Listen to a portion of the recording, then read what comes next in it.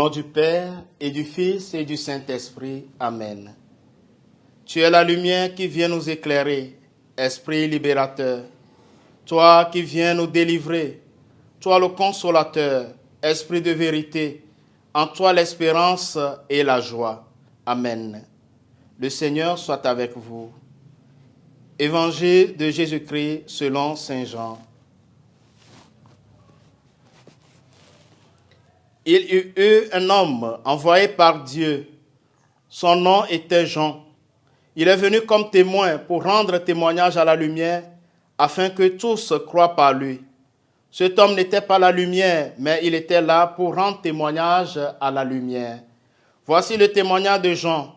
Quand les Juifs lui envoyaient de Jérusalem des prêtres et des Lévites pour lui demander « Qui es-tu » il ne refusa pas de répondre.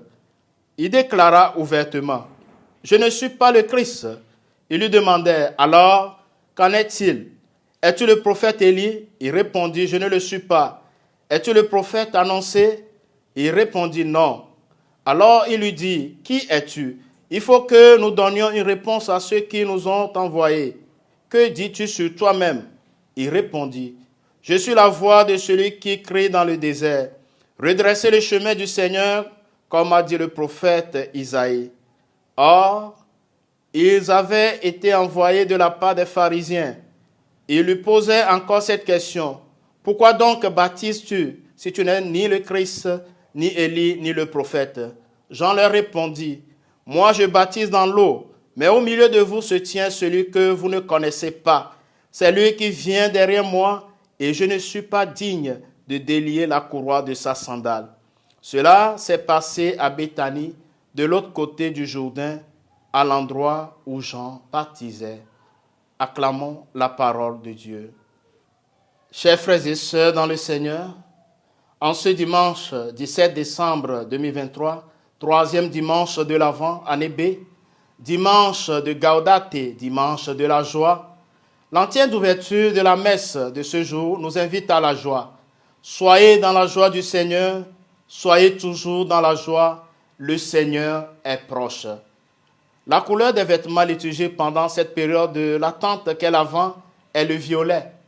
Mais en ce jour, les ornements liturgiques peuvent être roses. D'ailleurs, aujourd'hui sera allumée la bougie rose de la couronne de l'Avent.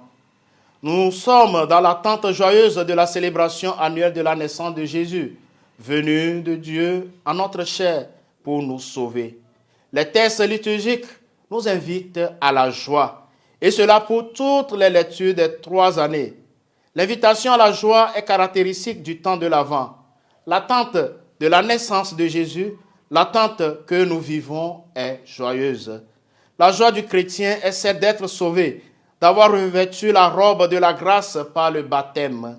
Cela nous est advenu car Jésus est descendu sur terre. Il est né pour nous afin de nous rétablir dans notre condition d'enfant de Dieu. Saint Paul nous explique comment se fonde la joie du chrétien, en nous sanctifiant tout entier, corps et âme. Vivre dans la grâce est un bonheur sans nom et c'est une attitude de vie. Cultivons-la chaque jour. Inlassablement, Jean le Baptiste renvoie au plus grand qui vient derrière lui et qui va se manifester à Israël. Jean le Baptiste suggère une attitude fondamentale, celle de l'humilité. Le témoignage de Jean le Baptiste a d'autant plus d'impact qu'il répond à des prêtres et à des lévites mandatés par les autorités religieuses de Jérusalem. Les questions sont précises.